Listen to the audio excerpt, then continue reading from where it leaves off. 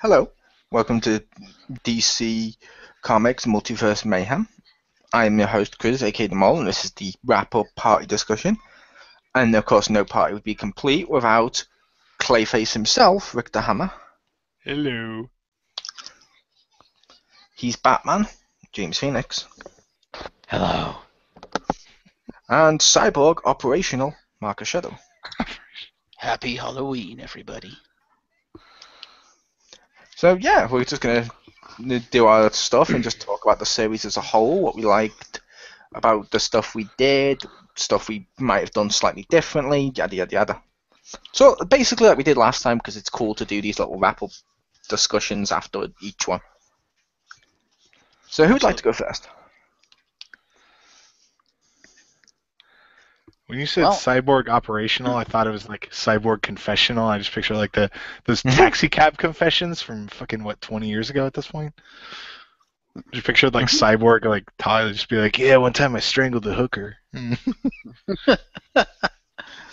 Yeah, I stabbed this half-dead guy with my sword and he came back to life. I'm awesome.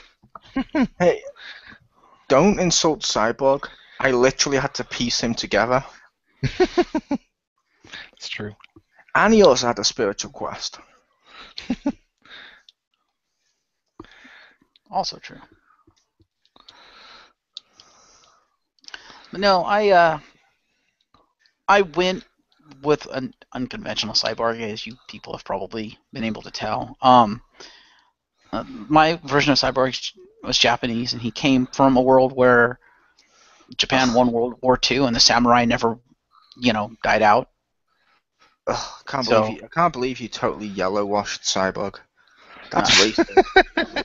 That's racist to make totally awesome Cyborg. I would also like to point out it was Mole's idea. Totally awesome Cyborg. I approve. It was not Mole's idea. You said I had an idea for two characters. One of which is Superman, who by the end of the series will be as powerful as the Superman we're going to fight as the villain. Thus, the rest of the team would be useless. Or a cyborg samurai.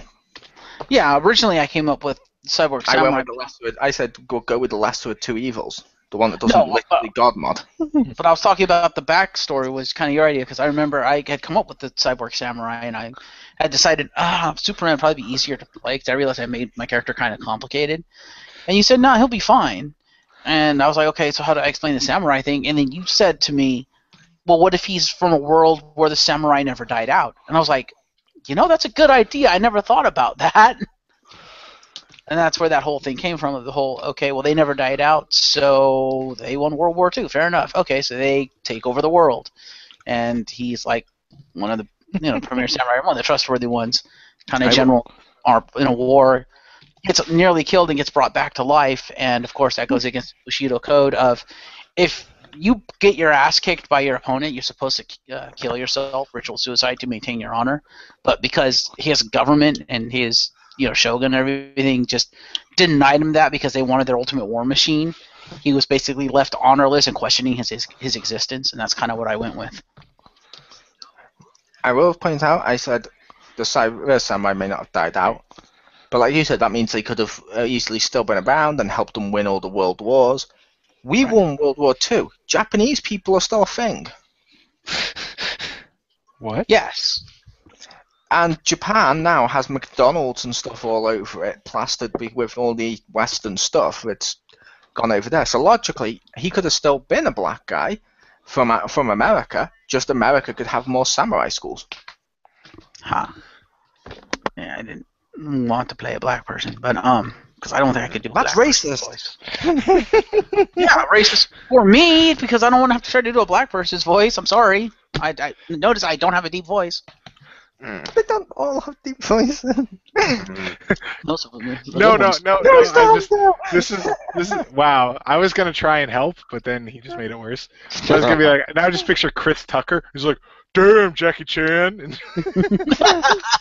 Okay, fair enough. Rush Hour 3. Sounds like fucking Keith David, which would be awesome, by the way.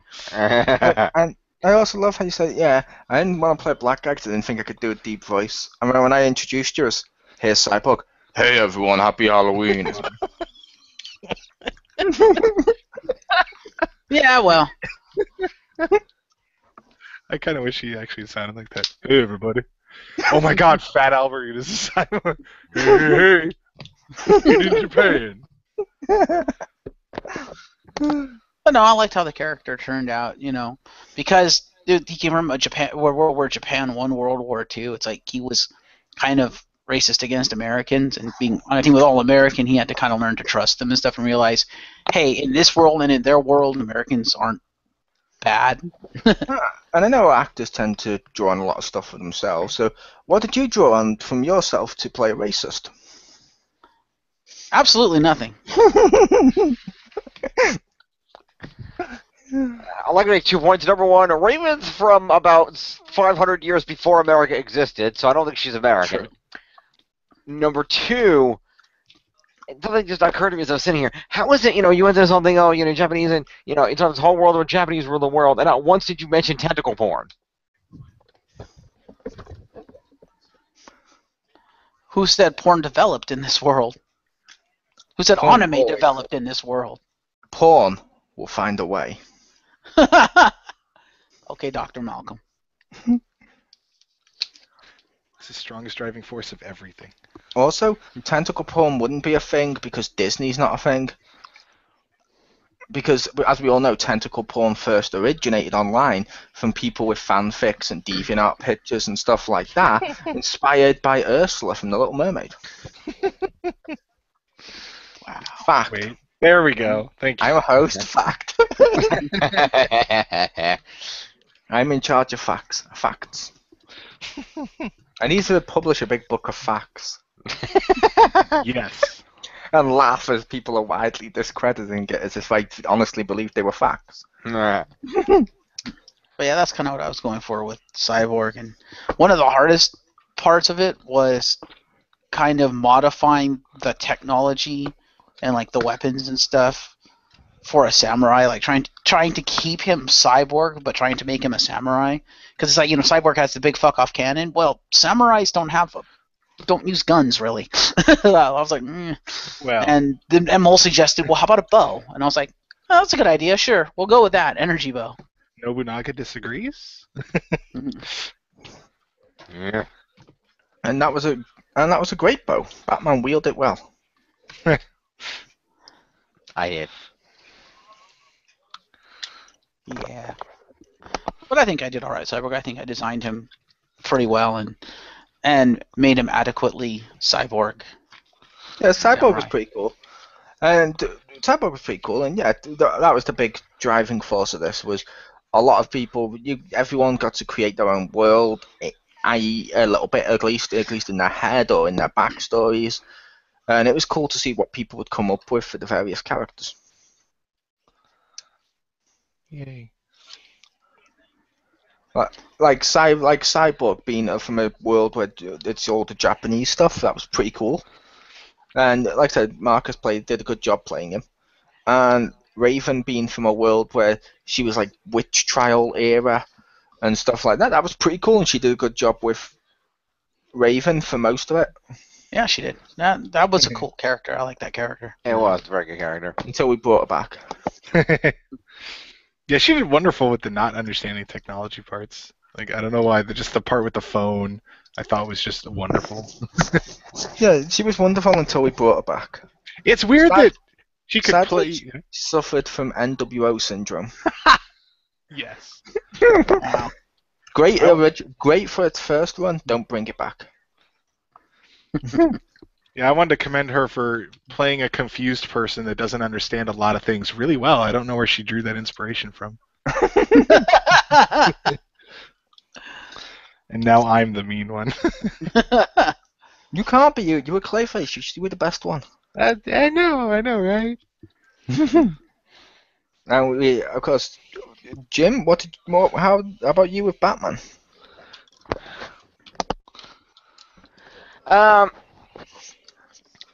Yeah, like I said, I was tossing around ideas in my head as to who I wanted to be, and I came with this cool idea. Well, what if I'm, Batman with a slightly different origin? I was thinking, well, what if he's a more Batman that's the original concept was, what if he's a Batman that is willing to kill, and therefore he's a different hero, he's inspired differently.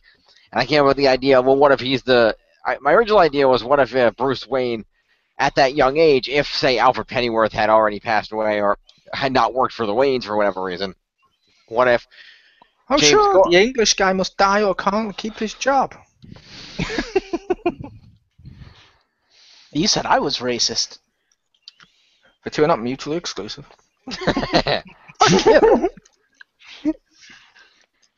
Sorry, I couldn't see you over your red and yellow t-shirt.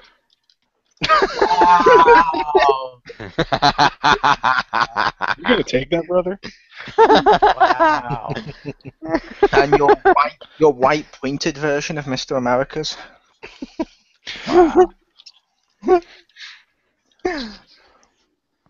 Racist Hogan's given us some great material.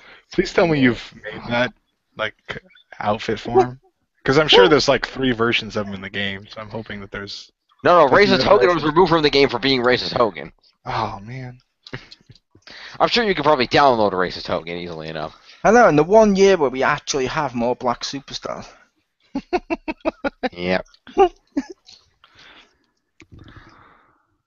I'm kidding. We hear the episode and not condone calling Salvio Vega a superstar. Ha. If it makes you feel any better, Rick, there's like half a dozen Kanes. Yay. I don't know. There's 2 Mark Henrys. Yeah. See, I can't. I said there's still at least 2 Triple H's, because there's regular Triple H and there's Hunter Hearst Helmsley. There's And 3. there's also Triple H 2001, 2000, or it was something like that, where he's got long Yeah. hair. I don't know. But anyway, Batman. Yes. You But were anyway, talking about Batman. Yeah, so I really started with that, and then I got the idea from, okay, well, what if, if Bruce Wayne, at the point his parents died, having nobody else, what if he were adopted by Jim Gordon, the officer who, was comforting him and whom he seemed to form an attachment to? And so I just was going to have that idea, and I was thinking, I could have, like, Barbara Gordon be his younger sister, if I adjusted her age appropriately, and, so on and so forth. And then Mo said, what if instead of that, what if he's just, Jim Gordon's son, and he happens to become Batman instead of Bruce? So I said, well, that's interesting. So I worked in the backstory of, he was James Gordon Jr., he had a younger brother as well, who I cannot remember his name, but... The only reason I said, why didn't you make it James Gordon's son, is because one of the big things you were thinking of is, if the Waynes died, wouldn't Bruce still inherit everything? So he'd go to Gordon and stuff, and they'd all just be rich, and that'd change everything. And they'd still be he'd still be the same character. So how could I make Batman different and not get rid of all his money? Right. So we ended up going with that, where it was him, James Gordon Jr., and I don't remember what I named the brother.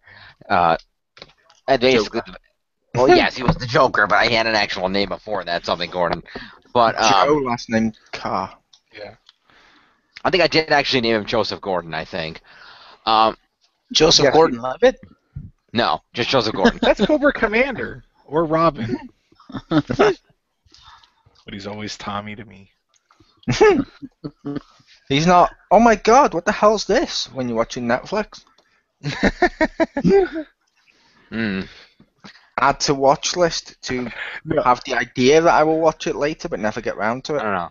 No, the automatic add to watch list is Dean Cain, and then boom. Yeah, Yeah. Dean Cain's awesome. Dean Cain. Dean Cain with a beard, Dean Cain with a beard. playing Supergirl's dad is just. That's amazing. Also, I got to I watched that G.I. Joe movie. The Rock was pretty good, but I don't remember seeing Joseph Gordon-Levitt in that movie. He wasn't. That's the joke. Ha! I get it. Thank you. Anyway, and the joke is it's a sequel, and they got rid of all the characters that made the first one good. Yes, they did. But yeah, so after okay, we'll do this thing with the brothers, and we'll say that he became a more police-like Batman because he was raised by Jim Gordon, obviously, until he was mind the police force, and that's why he's willing to use guns, because he understands that you don't want to kill criminals, but sometimes it's necessary to use lethal force, and he understands that from his father. And his father dies from a combination of both the crime of Gotham, but also corrupt police who are working with the criminals, which is why he wouldn't just become a policeman himself to avenge his father, because he recognizes the corruption in the force prevents even a good man like his father from doing what needed to be done to clean the city up, which is why he went above and beyond to become the Batman. And since I I wanted to work in the the inspiration for Batman, and I had just played Arkham Knight. I said, well, okay, Gordon got jumped because he got lured to one of the entrances to one of the tunnels that led under the city, and that's where he got jumped and murdered. And when the car got exploded, and that's when his brother got horrifically scarred and became the Joker in the car accident. And That's why you put in the car stuff. You've been playing Arkham, and you've realised like underground death races would be a thing. Okay. yes. And basically, I said, okay, well, let's hunt it that way. The car can get blown up. That's why the Joker will get scarred, and then he'll go crazy seeing his dead father. And because when later on when James goes to visit the tunnel, it makes sense. There'll be bats flying out of the tunnel, and he can see the bat. And that when he's starting to become the Batman. So that worked out. And it's a matter of playing Batman as he's still Batman, but he's a little more of a a police Batman, a little more procedural, a little more trying to abide a little closer to the law than regular Batman normally does. And, of course, the willingness to use the lethal force and being, using more police-type weapon, police batons, he's got handcuffs on him, he's got, all this stuff that police would normally carry. He's just above and beyond a normal cop, and he converted a cop car into his Batmobile that I didn't get to use, despite that being an awesome idea. Okay. So your Batman stayed more toward the law than the actual Batman, except when it came to murdering people. Like the real Batman. Except the real Batman doesn't do it as much as his Batman, because his Batman has fucking guns. His Batman has guns. His Batman has guns. The original Batman had a gun, and comic Batman has killed many people. And then just the only difference is comic Batman will now and again tell people, "I don't kill," as if he's holier than thou when he actually kills, which just makes him a big hypocritical douche. Like most of his fanboys that claim, "Oh, Superman's so god-modded, unlike our hero Batman." By the way, did you know he planned for that and had a utility belt?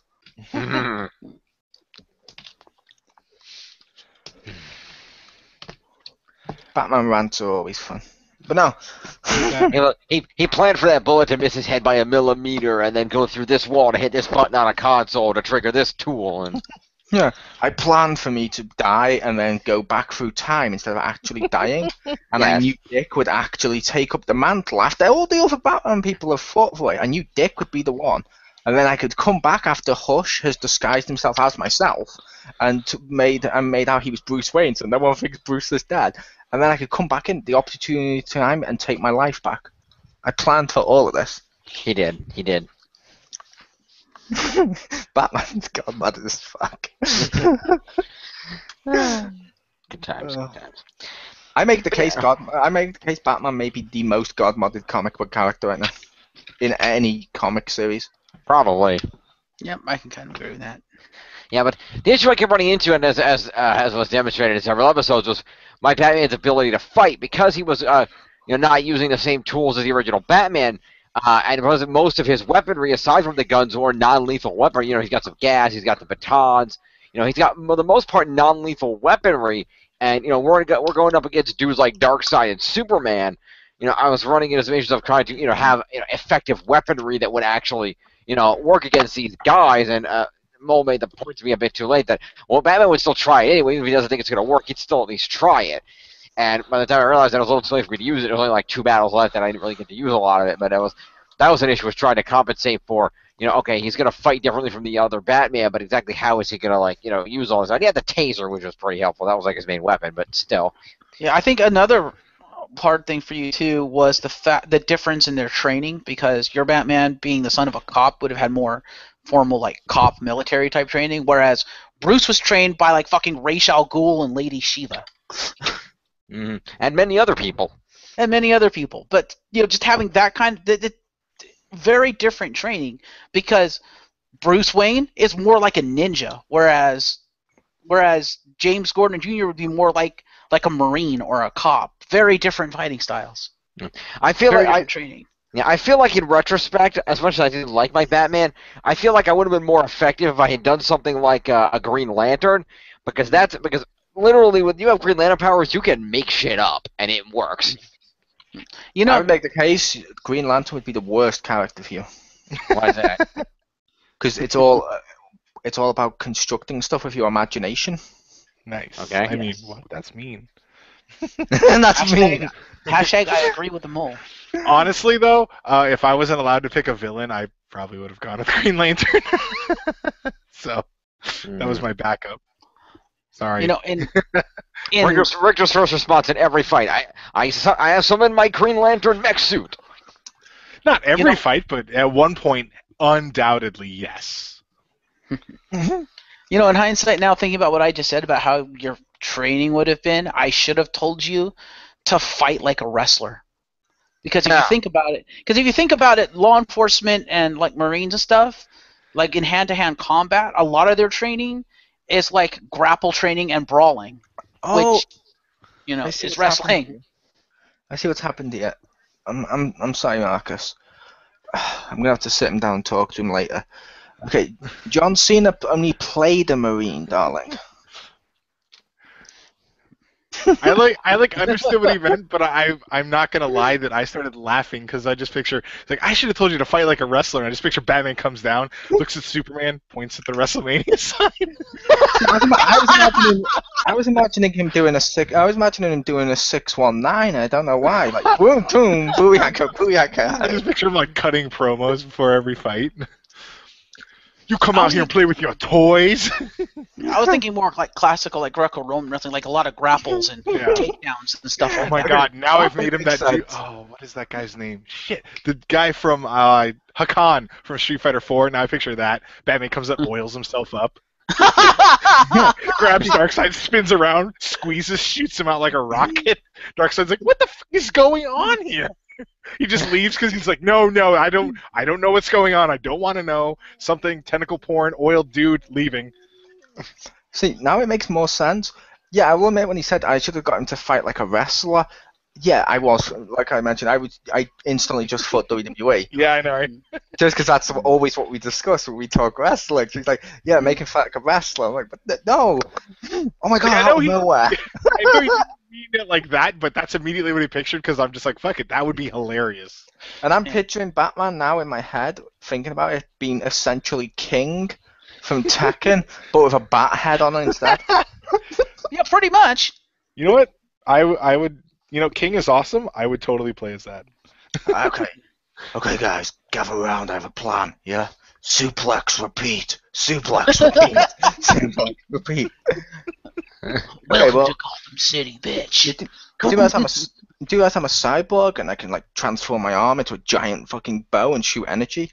Hi, you do this like I can like summon magic and I can Clayface. I can turn into all the nukes. Yeah, it's cool. I got this. Suplex, repeat. Don't think you're using our team the best of your ability. Suplex, repeat. Trust me, I'm a mercenary. Clayface turn into a ring. Every episode, I just become the ring. Yeah. Cyborg, ring the bell. Except for the last episode when Jim's like, we finally won. Clayface, turn into a ring. No, a Hall of Fame ring, and just wears you to celebrate his victory. Yes.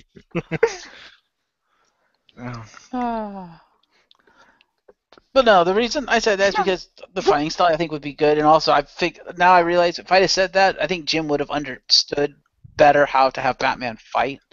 I don't. I honestly do believe if you said to Jim, make him fight more like a wrestler, he would have done stuff like just hit Clayface in the back of the head of a chair. That would have worked too. That would have been. I got the perfect weapon. Bad chair. Batch.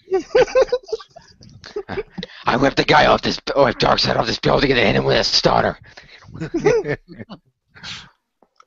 No, you're not telling me what you're doing, so I know how to respond now. Please tell me, though, that if that's how he fought, here's how the whole thing should have ended. No, not the lights going out. He pulls off his utility belt and hits Superman with it. And he's just fucking out, and he can get the pin, right? Because the belt is the strongest thing. And he's had it the whole time. That's the swerve. It is. So his other plan would be, during the fight, he'll duck behind the bush, and you will emerge disguised as him to be Twin Magic. Yes! Twin Magic. But just because the Bellas are different shapes and stuff now, you will be more like the Dark Knight Batman with the big muscles and stuff, and while he's hiding there, and Superman be like, "Oh, Batman, you're perfectly fine." No, but the way you were saying, Mole, is exactly how I would envision that kind of Batman to fight. Because if you think about it, Bruce Wayne, again, he's more of the martial artist, and if you see how he fights usually and how he's represented, he'll go up and just start trying to beat on people. He'll start trying to punch and kick and use, like flip around him and just generally try to use his own natural skill to attack. But this Batman, I see more of like using a lot, like you said, a lot of the environmental stuff, as opposed to relying on just his own fist and his feet to do the damage.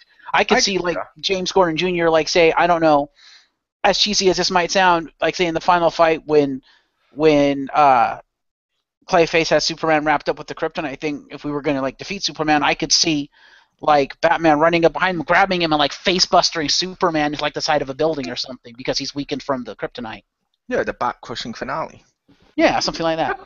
But just like you said, not necessarily in these terms or this actual action, but like whipping him into different things, like into walls and stuff, like when he's fighting other enemies, like Queen Bee. Instead of just running up and beating the shit out of her, I could see him running up, grabbing her, and just start tossing her into shit.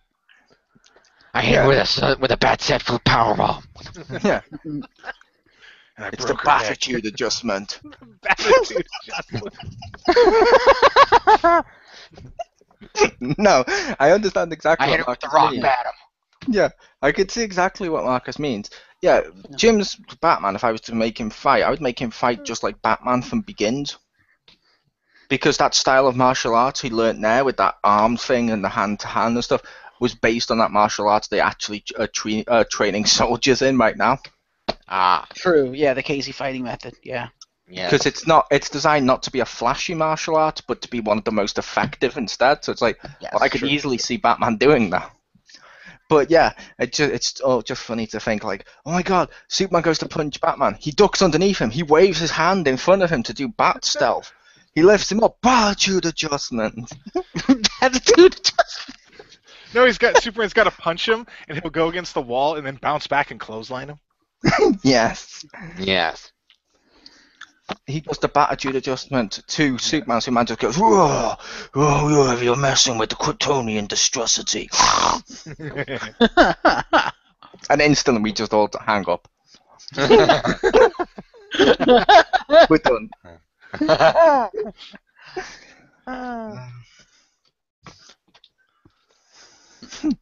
Superman is kryptoning up. Which, by the way, that does make one valid point that I didn't get to bring up at the end of the last episode. Is it the point I just mentioned of Robin's cure? No. Oh. No.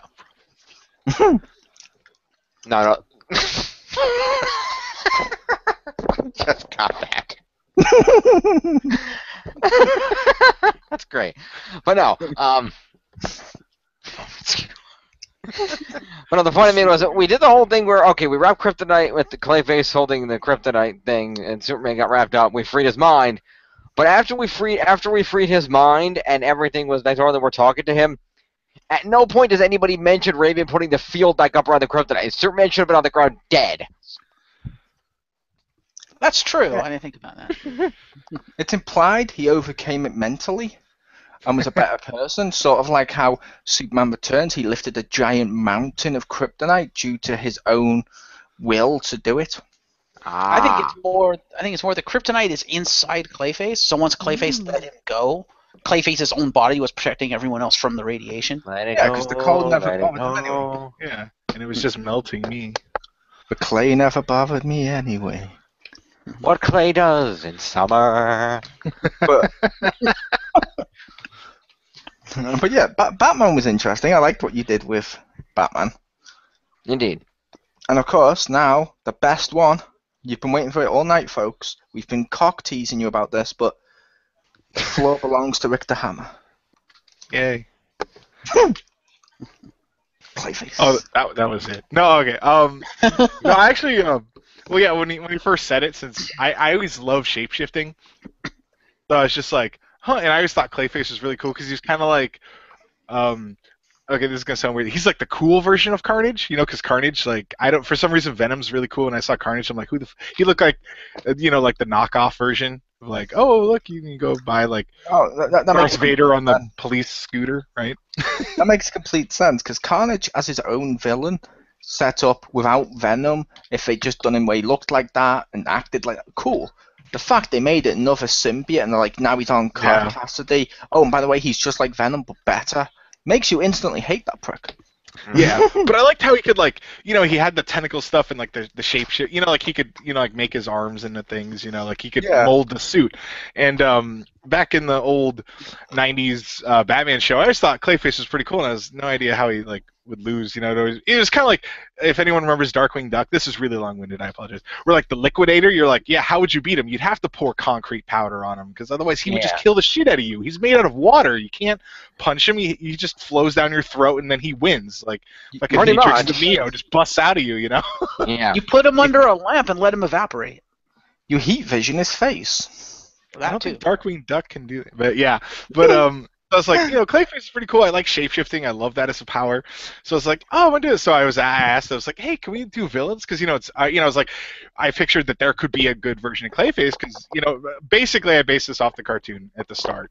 You know, of like where he tried the thing and he couldn't hold his form, so he became evil. I'm like, well, what if he could hold his form? And he didn't become evil. He just stayed an actor with just this amazing power and just decided to do charity work, because that's what actors do. They're always like, oh, I should appear. And, you know, I figured that's why he fights crime, because it's like charity work, you know, but nobody knows he's Clayface. Then I had to come up with this backstory, and I read about the different Clayfaces, which was weird on Wikipedia. And eventually I settled on, well, what's to say he would age? So I had him, you know, set up this plot that really didn't come into it, but that's fine because I just loved it. Where, like, he got the ability, whatever, years ago, and then he's like a reclusive actor, so he at some point he's like, oh, I'm not really aging, I gotta do this. So he like fake would age, and then he could make little clone people, so he like invented a family so he could then, you know, get older and quote unquote die, and then he would just play his son, basically. You know, and he's an actor, so he could do it. He could play different people. So it's basically like he doesn't die, he just would invent family members to, you know, pass on the legacy to you. And I just thought that was cool, so I was like, yeah, I'm gonna go with that. Like the Sheens. Yeah. Clayface is a total freaking rock star from that. But I figured I'd go with that and, you know, kind of make him a little smarmy like an actor, because Bruce Campbell's awesome. So I was kind of like, well, he's, you know, like a little reclusive in his private life, but if you know, dealt with him, he would be kind of jokey, kind of smarmy.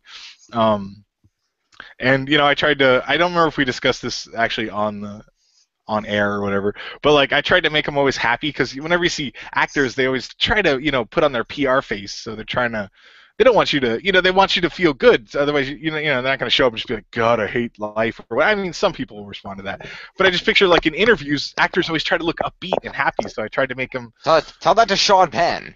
Yeah. Yeah, I was going to say, except for Bruce Campbell, because, like, some of the panels and stuff that I've seen him do, it's like, he's kind of a dick. And I know he's trying to be funny, but he's not like Brent Spiner funny. He's like just being a dick. Because Spiner will be a dick, but then he'll turn around and be like, "Look, I'm just trying to be funny," and, you know, and he'll try to make you feel good, because at the end of the day, Spiner doesn't want to be a dick. But Bruce Campbell just outright be a dick, and I'm like, dude, come on, man. Really? So you're saying he's Robert Downey Jr. funny? Yeah, but I was going to say Robert Downey Jr. doesn't do that, not anymore. But the difference between the two of them, though, is Brent Spiner is famous for playing a really nice character of Data. So when he's a dick, his fans aren't used to that type of character from him. Therefore, he will be the I apologize for that and stuff like that, because that's what the fans would expect. Bruce Campbell's fans, if you go to see Bruce Campbell and you know Bruce Campbell and you see Bruce Campbell and stuff, he's a dick. You expect him to be a dick. He doesn't need to apologize for being a dick, because that's why you bought the ticket. It'd be like at the end of watching the Bee Gees if they apologized for their music. Yeah. Yeah. The difference is, like, with Spiner, it's not like necessarily that he apologizes in as much as because he has really dry humor, so he can really come off as a dick. But most of the time, you can tell he's just fucking with you. Whereas Bruce Campbell, a lot of the times, at least from what I've seen of the more recent stuff that he's done, because he's actually finally started doing convention stuff. But the stuff that I've seen online, he just seems really mean-spirited, and some of the people really seem like they're really uncomfortable when, like, he's responding to them, where he's just like completely avoiding their question, because they'll ask questions of him, and he just won't answer them, and it's just like, dude, you're a dick. Like, at least Spiner will actually, you know, he'll do the joke thing, but then he'll actually kind of answer the questions. Whereas Campbell just won't even answer the fucking questions. I'm like, answer the goddamn question, you dick. Yeah, like I said, I'm aware, but I only mentioned that because I've seen Bruce Campbell on stuff like that when he does panels and when he does interviews and stuff like that, and he's a dick, but it's what you expect because that's sort of why you're a fan of his, if that makes sense. Like, if I go to see Johnny Depp do an interview, I want him to be a pretentious prig. Because that's kind of what he's gotten into, and he is sometimes. Yeah, most of the time he's not. He's actually very humble. I was very surprised when I actually saw him give speeches, which he doesn't really like to do, and interviews and stuff. I'm like, wow, dude is immensely humble. What the hell? Oh, you know about Johnny Depp? Yeah. See, sometimes he can be. Other times, I've heard him give speeches where he's like, I've never really wanted to win an Oscar or Academy Award because once you do, you just stop winning, and therefore, winning an Oscar and saying you're the best actor, it's beneath me. I don't act to be the best. I act because I am the characters, and I'm like, yeah, fuck off. We're officially done at this point. Yeah. Sometimes he can be pretentious, but I would argue he's not totally. I would argue he's not totally wrong, considering every character he plays, he basically just turns into him. Mm-hmm. He is, but he is also awesome. Like I said, I mentioned him because I actually do like Johnny Depp. I normally cast him for stuff when we do dream castings. Yeah, Johnny Depp's awesome. He is, but yeah, like I said, Bruce Campbell is normally he's a dick. Yeah. But yeah. He's a great actor. He's immensely hilarious, but God, he's a jerk. Well, that's his job, though. I mean, I have never seen any of the Evil Dead movies. I've watched maybe 2 episodes of it, where he was in White Collar. But you've totally seen all of Outland. No. Was he in that?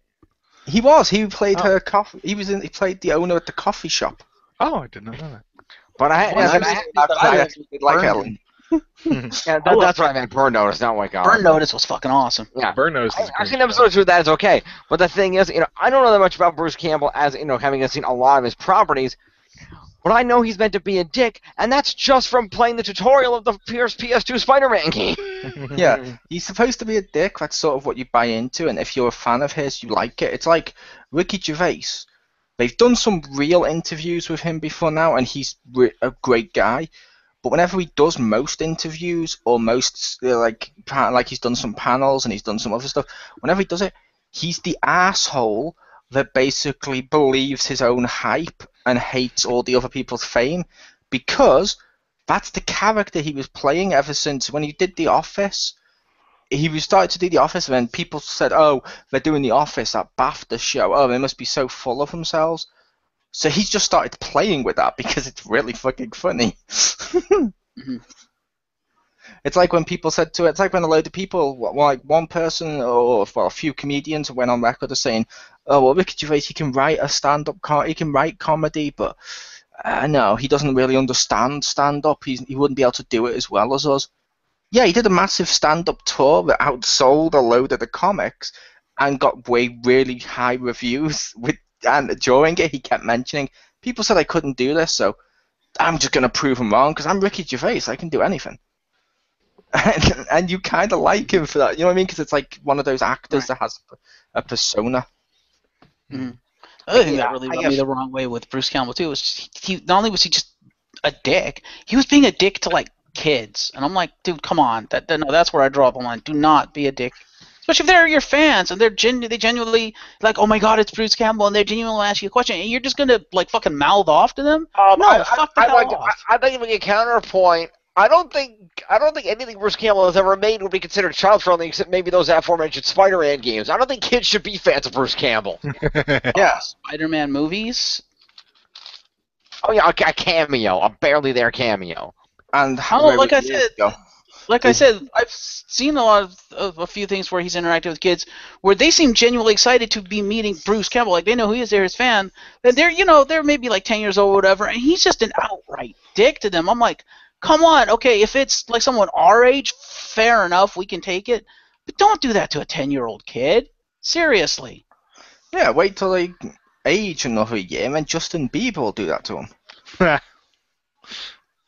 Only he won't be doing it for fun. I'm sorry, that still pisses a lot of people off over here with what Justin Bieber did over here. Oh? Yeah, he showed up to one of his concerts over here an hour or two late, got to the arena and told people, you know, and actually I don't really feel like doing this, just tell them to go home. Wow. And never apologized for it. In fact, he even made a comment on, it was on one of the social media sites where he laughed about it. Yeah, can you believe they actually waited for me? Wow.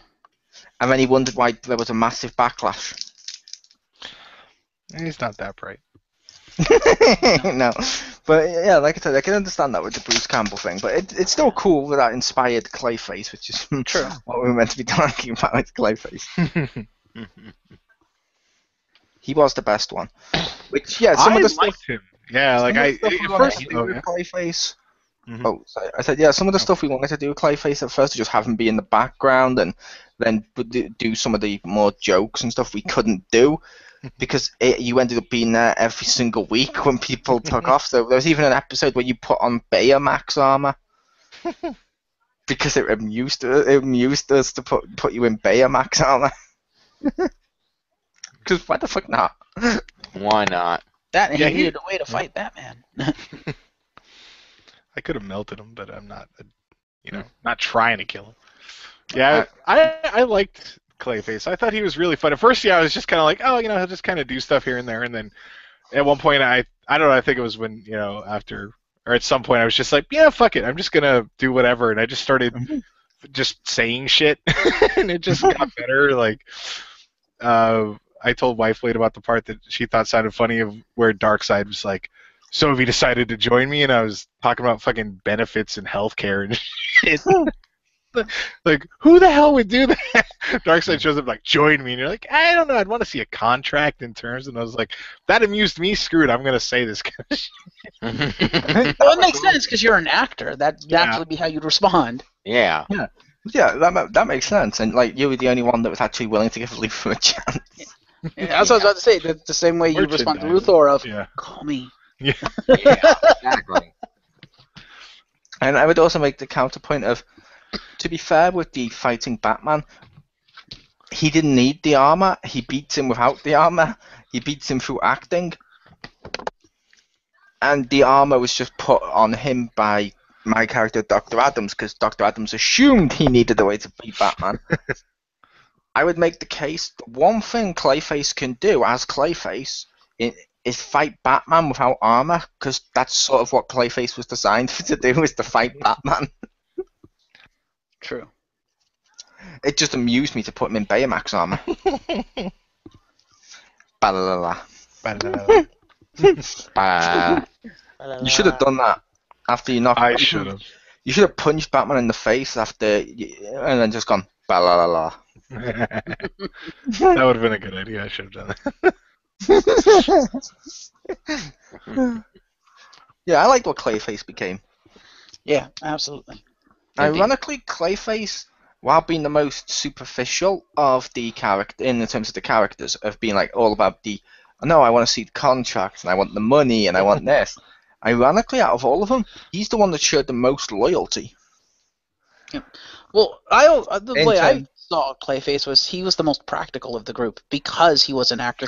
Because he was an actor, he had to be practical in his upbringing and in how he lived his life, and that's why of all the heroes, he's the most practical. He's not necessarily, even though he's a good guy and he's got the morals and all that, he's not necessarily going to do the right thing because it's the right thing. He may shirk the right thing for the more practical option of, hey, Luthor, call me. Yeah, that's totally practical. I want the rich guy to fund me, Yeah, that makes sense. I always saw him as loyal to a certain point because by the end of it, just because he'd stuck around so long on there, and he'd helped out Batman, he'd helped out you, he'd helped out Raven a bit at certain points. And it was like, okay, as a result, ironically, he became the heart of the group. Absolutely, yeah. I'm Mati. Oh. I also saw his loyalty because, like you said, Clayface interacted with all the other characters, like one-on-one at one point or another. That he saw the potential of the team, and Clayface to me was to a degree self-serving. In other words, he would choose what's right for Clayface a lot of the times, and what's right for Clayface is to be on the winning side. And when he saw what we could do and the fact that we could operate as a team, he was like, okay, this is the winning side. I'm going to stay with him. Yeah, and it's a shame that the episode after Queen Bee, for the audience listening, that basically Jim needed the day off, so we ripped Batman out, because originally what the script called for was for Clayface to turn himself into a giant shark, and we were going to have Batman jump him to show what's happening with this series at this point. Yes. That's not where I thought you were going to go with that. with Batman and giant shark, and I know Richter knows where I'm going with this. That's where I thought Mole was going with that. I would have been like, yes. Yeah. Because then I would have had to Cyborg turn around to Batman and be like, really? Really, dude? I planned for that. Yep. The shark spray would have been awesome. Or King Shark. There you King go. Shark. There you go. Now I'm just picturing King from Tekken wearing a shark head instead of a bat cowl. Nice. I feel the only. Oh, yeah. Go ahead. Oh, that's okay. It's a different topic. Oh. Finish your thought. Okay. The one part that I thought was really funny though was something I said that was like when after I think it was like after Batman killed Queen Bee, and just in my head I was he's like, I'm glad you're my friend or something like that, and in my head I'm like, yeah, it's like good because I don't want to end up like her, and then I just said it and I was like, oh shit, I shouldn't have said that, and I think I even was like, I probably shouldn't have said that. I was just like, I'm kind of glad I said it because it was funny, but at the same time, I was like, I didn't mean to say that out loud. I was just like, I should say that, don't say that. But I didn't get to that point before my mouth was like, screw it. Also, we had Batman dismantle the minority of the Japanese one, kill off a woman, and when another woman emerged, beat her to death. He was a really likable character. I can definitely see how he was a policeman. Yes. Hey, having the Joker for a brother will do things to you. Prison will change a man. But no, what I was going to say is, I actually really liked the variety in the villains, the characters that you picked, Mole. I thought that was a good variety of characters. I agree. Thank you. So, I just tried to avoid the obvious ones. Yeah, which makes sense. Besides, obviously, Darkseid, because I was like, well, we have to do him once, but fuck it. And Joker, because I'm here and it's in the backstory, it has to be addressed. Yeah, I was like, there's two villains people will definitely want. I want people. Yeah. Everything needs a Joker, so I'm like, fuck it, I'll do him as a throwaway villain. Because ironically, while he was the main villain of that episode, he's really easy to defeat, and he's not actually really the focus of that episode. It was more about Batman understanding that basically just because he knows something from his world doesn't really matter. Yeah. Yep. And also Darkseid, which was just a thing to basically you dismantle Darkseid, you take him off the board after you've used him, and then you can summon a Superman. Yep. He's a tribute card. Yes. the other thing you also had to have, too, which you used, was Luthor, because you based the location in Metropolis. We were all based on a Metropolis. If you're going to have Metropolis and you're using Superman and Lois, you have to have Luthor. Yeah, So, and you put Lois in there too, which also worked Yeah. great. To be You fair, did very well incorporating to be fair, characters. Luthor's not a villain. No, I'm just saying you had to have Luthor in there. Yeah, I had to have him in there, but I was going to not use him as a villain, and at the end, I'm like, why not at least leave it up to the audience if he's a villain or not, because he's against the heroes, but why wouldn't he be? They basically told him to fuck off into his face multiple times. True. Also, Bruce Campbell is Booster Gold. Make it happen. Yes. You know, I thought of picking him too. Booster Gold. Yeah. You're from an alternate reality in the future. So you're Yeah. He'd be Booster Gold from the future of that particular world. He'd be the only one that's not through a portal. And then when Cyborg's like, I heard that, Booster Gold will be like, yeah, that's ironic, because in my time, you're completely deaf. I probably would have had him low budget Batman where he'd have all these fantastic gadgets, but they don't work. But we already had a low budget Batman. Boom. That's true. Remember, I stole most of my shit from the police station. Actually, it would have been hilarious if you kind of did that, but made him like, a Batman fan kind of, and that's why he developed all these gadgets and stuff. And he said they kind of don't work, and then Jim would just be standing there, and be like, "Come here, kid. Let me show you how that works." Yeah. There you go. I thought it was interesting just to see what characters people chose and where they came up with. Because honestly, I'll be honest, I thought Marcus was going to choose Batman. Me too. No offense. Yeah. Me three. I considered it, but then when because Jim and I were talking, when he said, "Well, I'm considering Batman," I said, "Oh, okay, he's off the table." Well, if you just said I was considering it. If you would have said you wanted Batman, I would have switched to somebody else. No, I kind of didn't want to take Batman just because that was the obvious choice. That's why I was trying to go for something less obvious, and I was like, Cyborg. I was like, walking mech. I can dig that. Cyborg is cool. Like, Yeah, ironically, based on, and I don't mean any offense by this, based on Richter's personality and voice and stuff, I could see him as the Flash. I agree. Or Plastic Man. Yeah. Although, really, would there be a difference between Plastic Man and Clayface? I like Clayface more. Everyone likes Clayface more. Everyone likes Clayface more. But in the way you were playing him, I could totally see you just playing Plastic Man as well. You'd be Yeah, pretty much. Yeah, or like you said, Wally West. I don't know who I was thinking for Jim. Ironically, I was possibly picturing either someone like Aquaman. I don't know why. I was thinking Blue Beetle. Ooh. Which Blue Beetle? Ted. Oh, okay.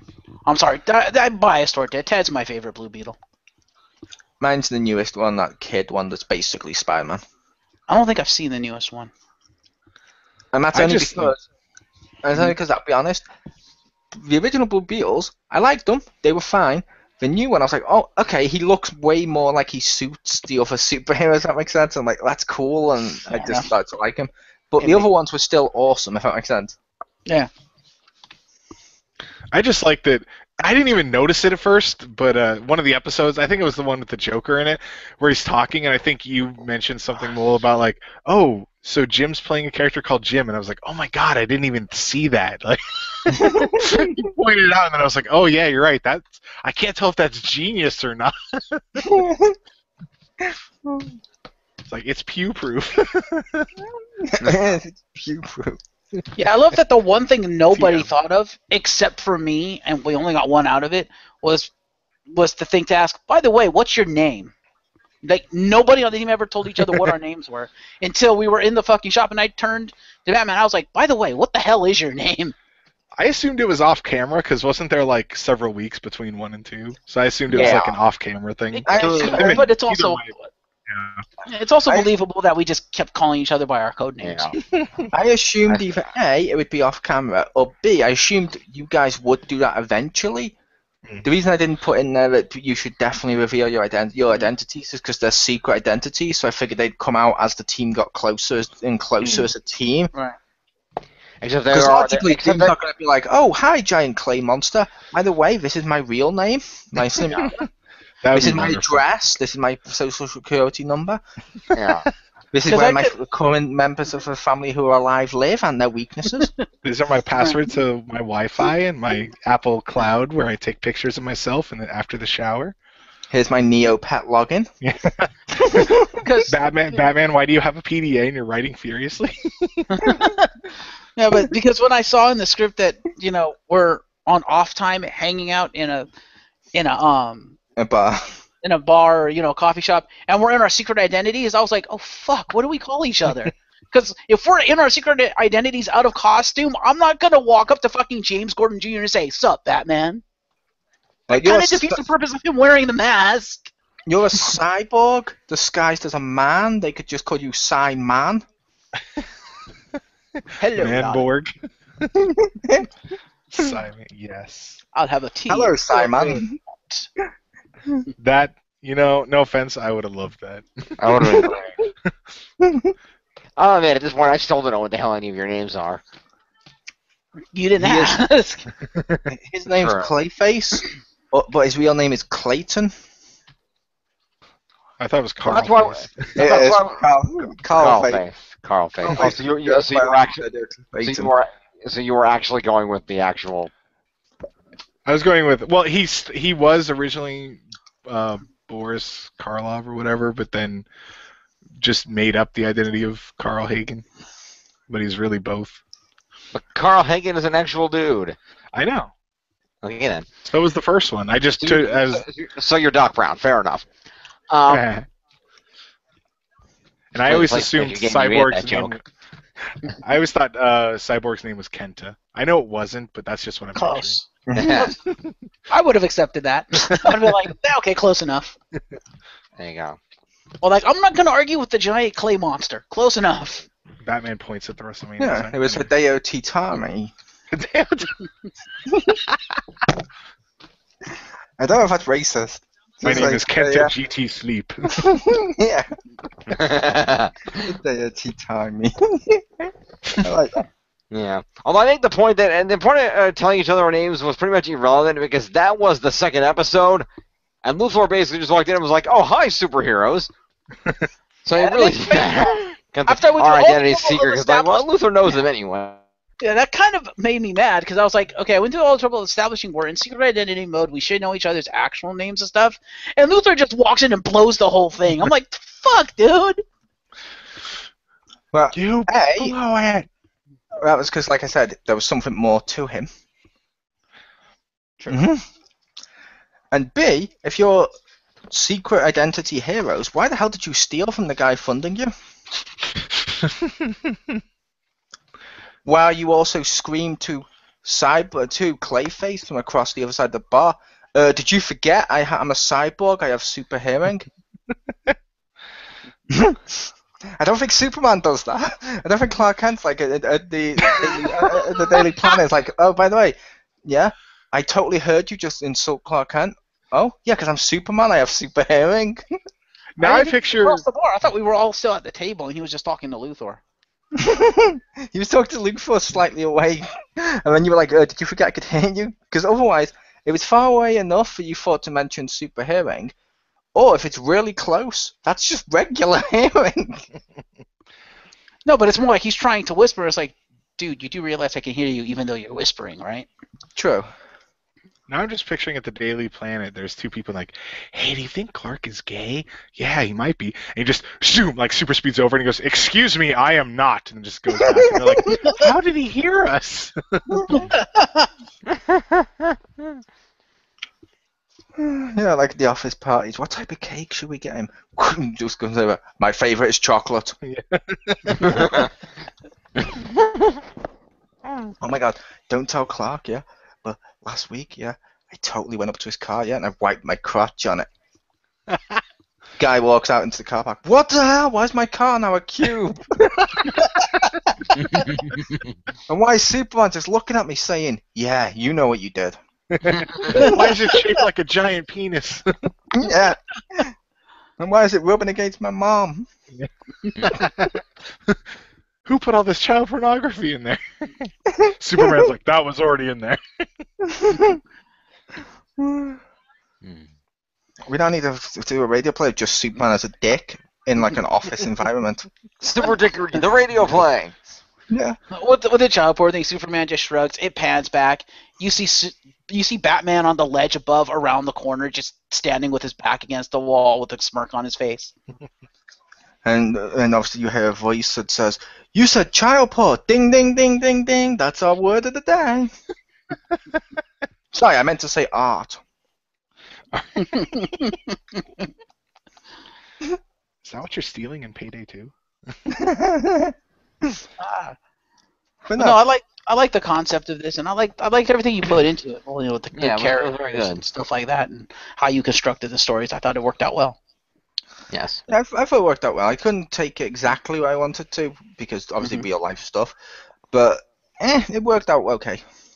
It did. I do have to say, one thing I was surprised at was the fact that Jim decided to use the Batman voice. I didn't think he was going to do that, and he decided to use it. I'm like, okay, you're nuts. Right. But he managed to maintain the voice. I'm thoroughly shocked and impressed. To be honest, it just sort of started happening. I wasn't intentionally trying to do it. I was trying to keep it a little. I was originally going to try to do it a little more like this, where it's just a little bit lower than a normal voice. But it ended up slipping into this, and I'm like, all right, fuck it, I'll go with it. Yeah, wasn't I the one that pointed that out? Where he's doing What's it that? in the bar. Yeah, and I got Lex to just point out of, well, come on, you're not even hiding it that well, to be fair. I mean, you're all doing the, oh, and the mistakes, I love everything about you. The voice, the mannerisms, the dark brooding thing, I love it. What the hell are they talking about? This is my normal voice. Why would I just always be a superhero? That's stupid. Yeah. I was like, I just had to address the fact he's talking to me, like trying to say, oh no, I'm not Batman. I'm not doing a Batman voice. I'm just a fan. Yeah. Just a fan with a plan. Right. Also, and I don't mean anything to you, but given her personality and her voice, am I the only one who thought she should have been Starfire? No, because Starfire's way too cheery. And energetic. True, good point. Whereas with Raven, she was like, like, whatever. And speaking of Raven, let's talk about Raven for a few minutes here, because we did all the other characters. She I know. existed. Well, yeah, obviously she existed. But aside from that, I thought you did a really good job playing Raven, and I did tell she came back. Yeah, better than I actually expected. Because honestly, there were some moments where, like, the one where she's like, forgiving Batman, and the more, she's doing this and that, and she did a good job portraying, a little some 3 dimensions in Raven that I didn't think would be there, and she gave us some of the best comedy in the production, so it worked out. Yeah, but like I said, for the first few, she was. I liked her for the first few. When she came back, like one of them, like almost every time when she came back, she did make mistakes. True. Mm-hmm. And I'm sorry, Clayface was our best comedy. Yeah. True. Although I will say with Pew, yeah, weakness, inability to properly read the script and follow it. However, her proclivity for following orders kind of made up for it.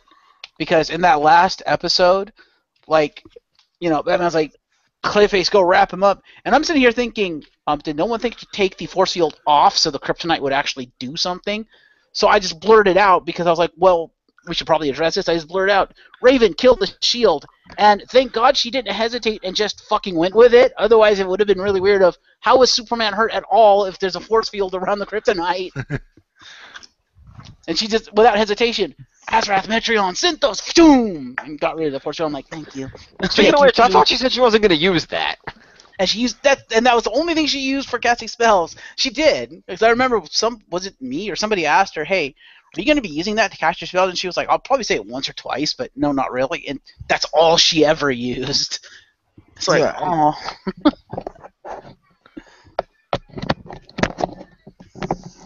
Sorry, I was plugging my headset in. Oh, okay. I started to beep, but yeah. Basically, I was going to say, yeah. To be fair, though, you all did that with the order stuff. Yay. That's true. You've all responded like that. That's kind of how this won't function if people don't listen to what the other people are saying. Yeah. There is no script for people listening. It's bullet points, and it's all RP mixed with radio play. Yeah. Yeah, we just run into H's sometimes, and in all fairness, Mole, let's be honest here. You did it too, because that's what happened in the last episode when you opened the scene and you said we were at our base instead of at the museum where we're supposed to be. Yeah, that's why I was like, oh, he's starting us at the base. Okay, and so I shifted things a little bit. I said, okay, I'll start us at the base then. Right, like but I'm at the base. Yeah, but when he got to the later points, it didn't make any sense, because then that didn't leave any opportunity for us to make up the plan, because the idea was we were going to make up the plan between the museum and then being at the base.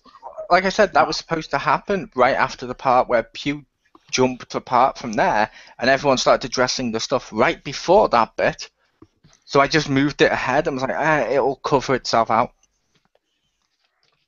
Yeah, that's why in the side convo. Yeah, that's why in the side convo I said to Jim, look, just ask him the question. It'll still play, and you just refused to ask him the question, and I had to facepalm. Because I couldn't ask him if he remembered the plan when we had not yet established a plan. To be fair, you guys were recovering from your injury. You could have been establishing one off screen. And I would also like to point out there was off-screen time between the time we got in the car and left to the time we got to where we were going to face Superman. We could have came up with the plan in the car. It still would have played out if you'd have just came out and been like, so that's the plan. Everybody cool with that? Clayface, you cool with that? And Clay, Yeah, then except that I didn't done get his thing. Yeah, except I didn't get the opportunity because we stepped out of the car. Pew and Richter started asking, okay, how do we find him? And then you set off the fucking siren, and I never had an opportunity.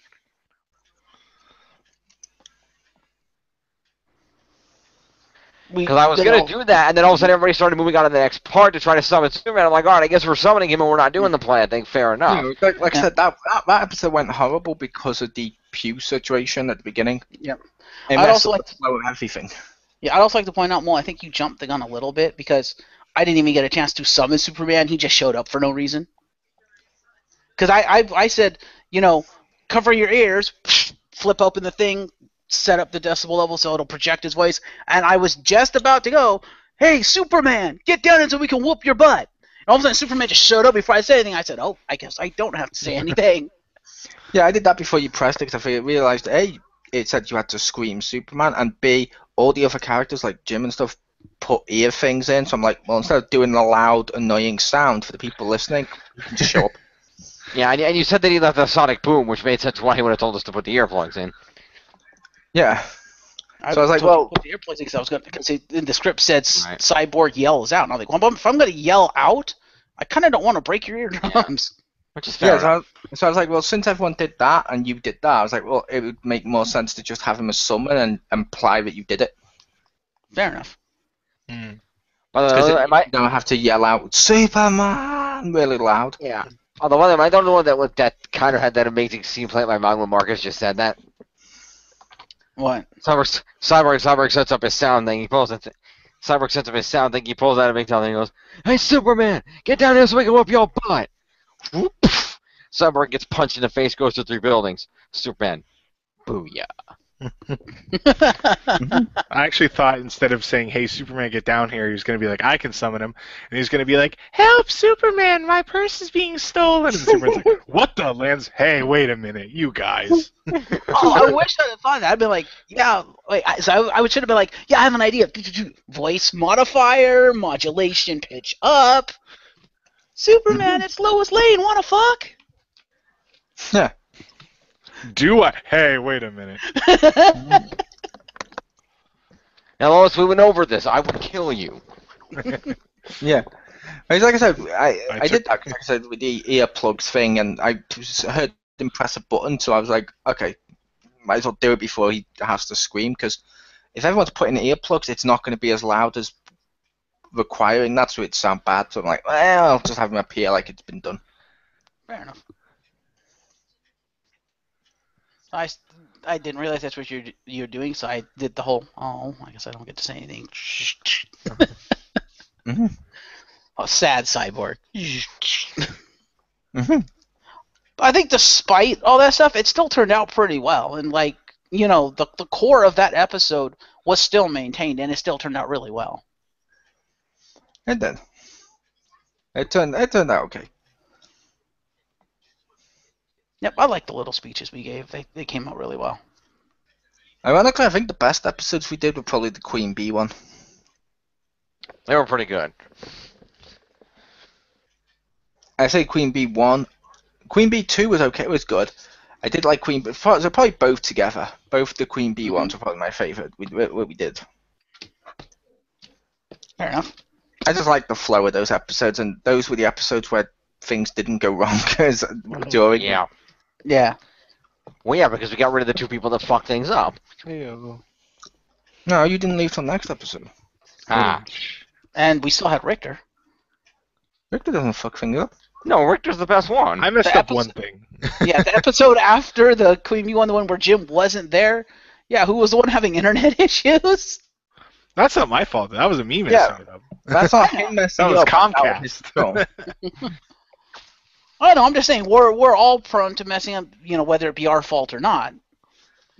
Yeah, but we were saying that the other ones, it's their fault. And Richter's was more, the internet was messing up on his end. He still tried, and he still showed up every episode.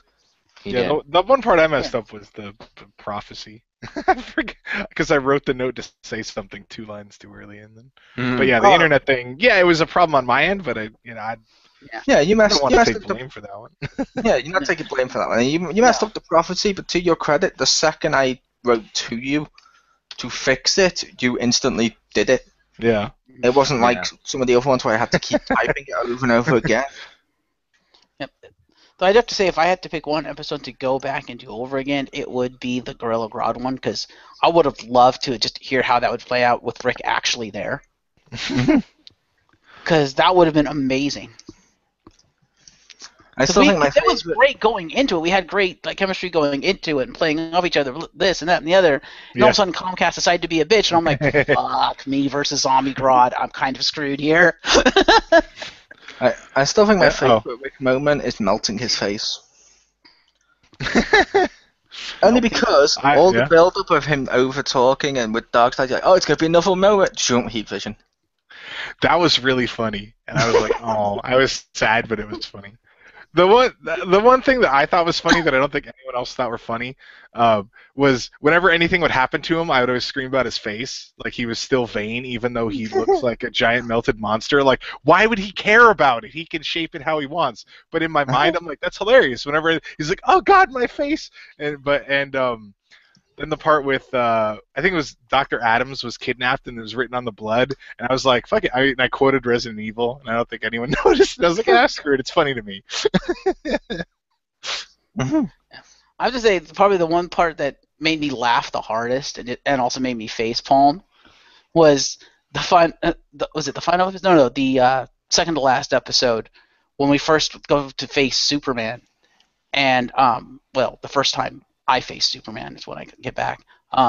We go to fight him, and because of how I position myself, and I assure you this was not intentional because I did not know what Mole was going to do with Superman, I basically had Cyborg step in front of Batman to save him, because obviously Cyborg realizes I'm stronger than Batman. Yeah, I still may not be able to stop him, but I can at least stop him enough so Batman doesn't get hurt, so he tried to stop the punch.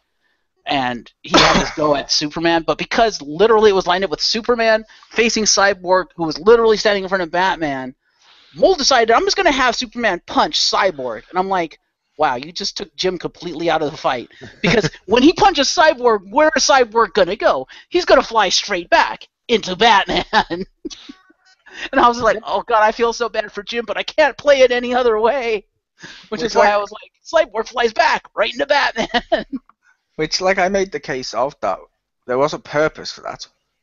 Oh? If Superman had fought Batman, he wasn't really holding back too much. He would have broke Batman's limbs or bones or something. Therefore, logically speaking, Batman would have taken a lot longer to heal than any other member of the team. You're a cyborg. The only thing I had in break on you was your metal hand, which could easily be fixed because we've established replacement parts. I'm like, it's a great way of taking out the entire team without doing significant damage. Which is true. I just felt bad because I knew in the script Batman was supposed to try to attack Superman and fail. And it's like, no, Batman just gets to do nothing. And I was just like, wow, that just makes me feel horrible. But it's hilarious. To be fair, I think, wasn't it Jim that did that? What's that? Made it so Batman did nothing. Because I just described punching him. It was either you or it was Jim that said you flew directly back into Batman. Well, I'm the one that said he flew directly back. That was Jeff. That wasn't me. Yeah, but that's because that's naturally how he'd fly if he got punched right in the stomach. Yeah, but before it, I grabbed your hand, forced you down into a different position, broke your hand, then punched you in the stomach. You could have been slightly off. Yeah, I must have missed the forcing down part. Because what I remember is Superman just grabbed the hand and just crushed it and then punched him while Cyborg was still standing. I'm like, well, that would naturally fling him back. Yeah, or you could have said he flew back towards Batman.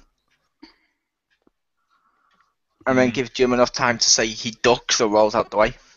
I think I did, because I think I said it flings back at Batman. I thought Jim was going to, duck out of the way or something, but he just sat there and took it, and I'm like, okay then. But it worked. You did harden my face. Naturally, or maybe Batman hits the deck so Cyborg goes flying over him, but no. I did harm Cyborg's face. Heat vision to the face was awesome. That was wonderful. I was just thinking about it. I was like, God, that was really funny and horrible. Like, I was all like, I'm going to do another speech thing because why not? And then I was like, I didn't see that coming. I honestly didn't know you were planning to do another speech thing. I just thought, oh, with how the last one went, like Jim just forgot he was even meant to have a plan. And it's just like, because he said he has a plan, yeah. but apparently that was his plan, was just get Clayface to talk to him. It was a case of, well, okay, I need to stop Clayface speaking. I know I'll do. Heat vision. I don't see Superman having a long-winded conversation. I could now just picture a single tear going down his solid face. And it makes me sad. I was more just like sitting there like, wow. I was more stunned than Clayface. Because I was like, that's brilliant. Like, of all the things you could have done, that's the best one. It's like, no, his only weakness. He took away his talking. Now he's just a man who can shapeshift into anything. With a solid head. With a solid head. I just love the idea of just heat visions and your head hardened so you can't talk. I just go, from you. I tried to do it like Kenny, where I was like actually trying to say stuff, and I think I said, my face. I could tell you this. I'm like, I just think that's amazing. And like Pew said something, and I was like, I'm gonna talk to her until my face is in it because it's funny to me. Just like pat her on the back.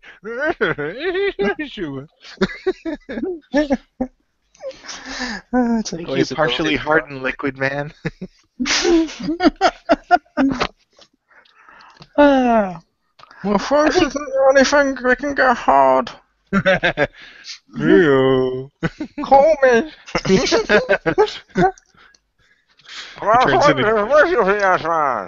turns into Joey Tribbiani.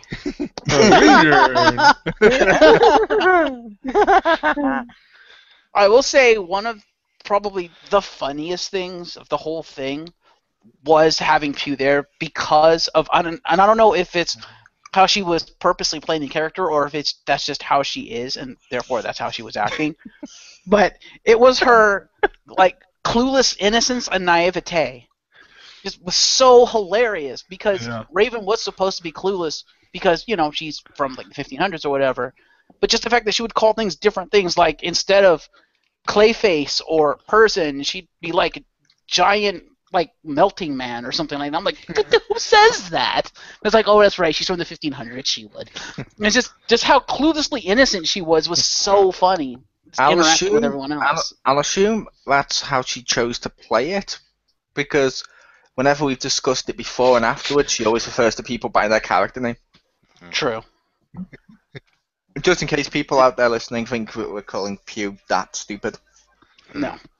Which, you know, that's the case. That was a brilliant choice on her part to play it that way. And she played it off beautifully. Like, because that's why I said I thought she might make a decent Starfire, because she had that like Starfire like innocence and naivete.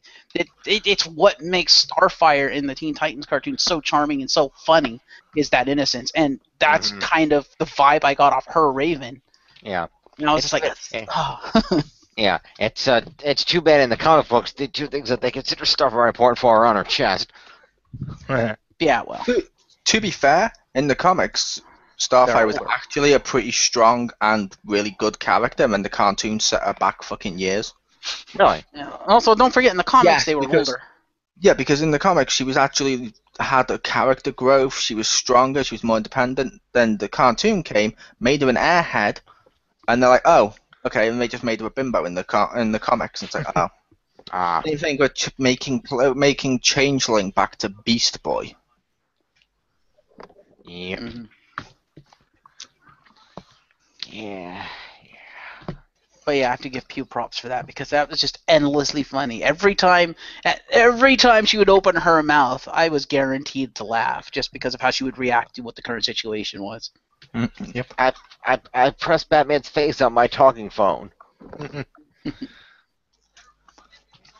yeah. was awesome. Part of me went to ask why does it have Batman's face, and all I'm thinking is that Sixth Ranger morpher from Super Megaforce.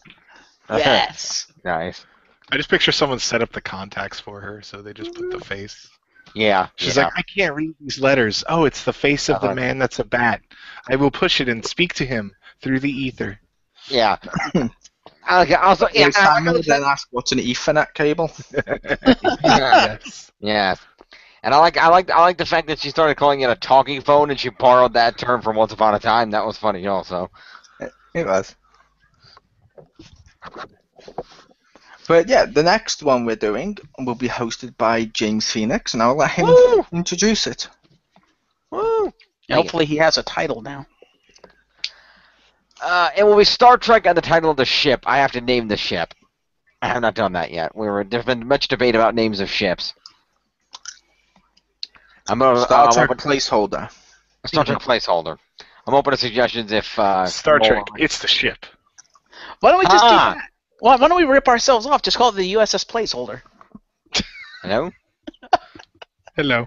Hello. Did Marcus just cut out for anybody else? Nope. No. Sadly. Marcus cut out for me. I said, Jim, why don't we rip ourselves off and just call it the USS placeholder? No, that's too on the nose. Good try.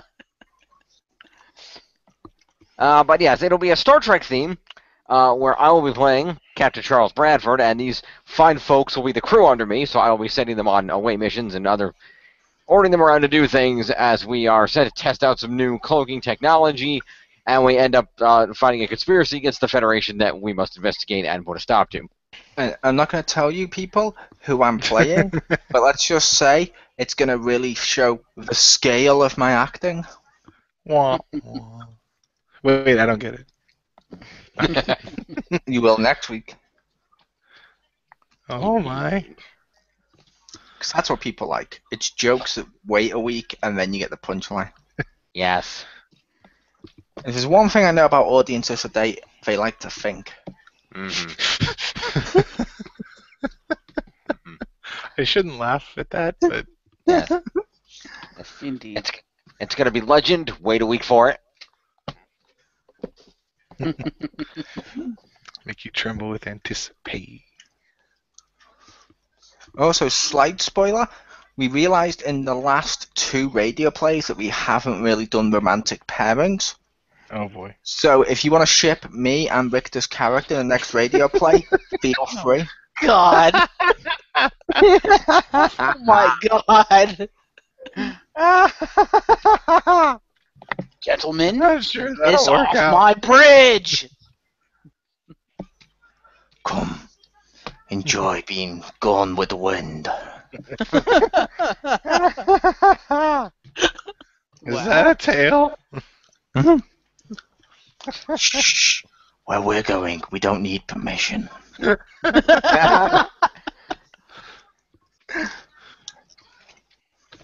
Wow. Captain, permission to use the eject feature on this ship. Yep. Then coming 2 months afterwards will be a spin-off of just me and Richter's characters called Scalebound. Oh. Scalebound, the journey home. There you go. Oh. Good times. But yes, it'll be a fun Star Trek space adventure, so stay tuned for that. It should be a lot of fun. And the month after that, we will have Anastasia Lazerbeam taking one over, and we'll have some video game fun. Yeah, we will. 2 months afterwards, video games. Woo! And I will say, just like the original series of Star Trek, ours has something in common with the original series. Uh-oh. No one wants to hear our captain do a dramatic reading. Wow. No argument. I don't even want to hear By his rap CD. Yes. Word life. Coming straight from the underground. Yeah. Lay your ass down for the 3 second. In the Tame. mean You know, street of the non-fiction aisle. I'm just a sexy boy. That's the best track on the whole thing. What's up? What's up? What's up? What's up? I You can get with this, or you can get with that. We should do that. We should start introducing Jim from like the mean streets of the non-fiction aisle. Nice. And during his rap, he'll be talking about, oh, you talk about all of your people. Well, I have gangsters in my hood too, of like Tom Sawyer, and just starts mentioning book characters. It would be amazing. Nice. But yeah, so that'll be starting next week, and that'll be running through November and December. So that should be a lot of fun. Indeed. The new epic rap battle of history: James Phoenix versus John Cena. I want to see James Phoenix versus Gravity. Wow, nice. I mean, what? I meant that horrible Sandra Bullock movie. Honestly, I'm trying to come up with raps for Jim versus John Cena, and that's amusing me.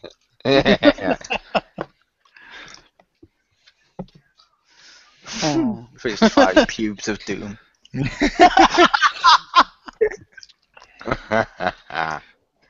Just something like I can't believe it anyway. But something like you can't step to me because you can't read a book. When I'm through with you, you'll think I'm Tom Nook or something. Oh? Animal Crossing. Never mind. I have one of those games on my 3DS. I have never played it. He's like, oh, you want a house? Cool. Yeah, I'll set you up with a house. And you're like, oh, cool. The next day, he's like, yeah, you owe me like 100,000 bells for that house. And you're like, oh, okay. And then you pay it off, and he's like, hey, I gave you a second story on that house. You're like, I didn't want that. And he's like, too bad. You owe me 50,000 more bells for that extra level. And you're like, but I didn't want it. Yeah. Cena sucks. I read it in the pedia of Wick. You mess with me, I'll punch you in the dick. Boom. Nice. I one time killed a lady with control of bees. Mess with me, and I'm gonna make you choke on D's. There you go. Yeah. I love. We need to write this now. I love the librarian raps. Yes. Nice. Just ends them all with reading Rainbow, bitch. Drops the microphone. Is it wrong? I now want to do. Oh yeah. Is it now wrong? I now want to do an X-Pound epic rap battle series. Yes. X-Pound rap battles of history. I believe no one associated with the X-Pound can actually rap to save their life. No. You just did a fine job. Yeah, as I said, hi QJ. Yeah. Instead of reading Rainbow Bitch, I want him to end with, but don't take my word for it, and then drop the mic. Yes! Better. Thank you, Rick. Oh my god, now I want a rap persona for him. This is wonderful. I don't even know what to call it yet. Is that his heel persona for the wrestling game? Oh, it's wonderful. Yeah, and his wrestler name is, for the rap gimmick is Lil Jimmy.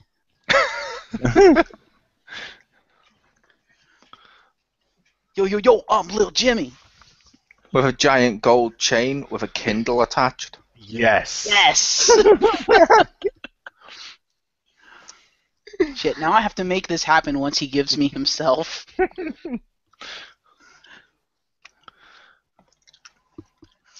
Oh god, why am I picturing, like Sasha's knuckles with the boss and stuff? I'm picturing Wiki on one and Pedia on the other. Oh Jesus. Wow, we're creating Jimmy from the hood. Yes. Little Jimmy. Yes, from Brooklyn. There you go. Yeah, and then we have Call me Slim Jim because I be breaking into cars. Oh god, in the wrestling game. That's what's going to happen, isn't it?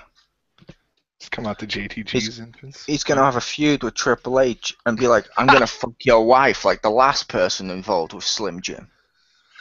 Ooh, yeah, dig it. And Triple H would be like, people don't pay to see people like you as champion. That'd be amazing. James Phoenix for the Hall of Fame. Yes. Indeed. Where would he put the ring, though? He's already got the Wicket and Pedia ones. Be a cock ring. Ah. You just have to take off the Marcus Shadow cat penis wig and replace it with the Hall of Fame ring. It's now Goofer hanging I thought that's come up in a recording before. Probably. If not, hi Pew's cat. I don't know its name. She has two of them. I remember Fuji. I think that's one. Oh, Where she's yelling at a bottle of water. I'm not sure. Or an apple. Based on this radio play and what we're discussing right now, I'm officially going to call Pew's cat Nightwing. Because underneath it is Dick.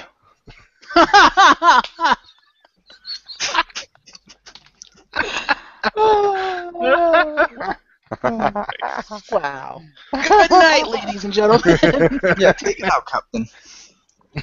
Captain, my captain. Oh, Captain, my Captain. Okay. Yeah, so stay tuned next week, folks. Star Trek fun. Should be interesting. And we will see you then. I'm James Phoenix. Thank you, Chriz the Mole, for hosting the TC Multiverse Mayhem. It was a pleasure, and again, thank you for Rick. You're welcome. Like I said, you showed up all the time. You were the best one. All the time. He's always the best one. That's his You were job. my rock. I don't mean the rock, because you showed Yeah, up. for a second I was like, wait a minute. I did he is bring the a people's giant champion. satellite. No, but you are the people's champion. Yes.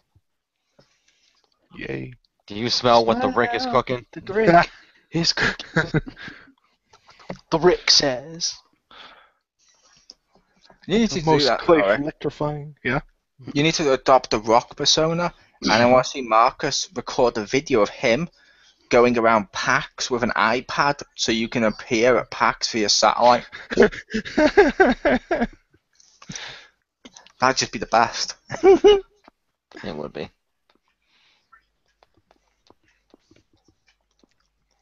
You're supposed to be taking it out, Jim. I know, and then everybody kept talking. Sorry. Good night, everybody.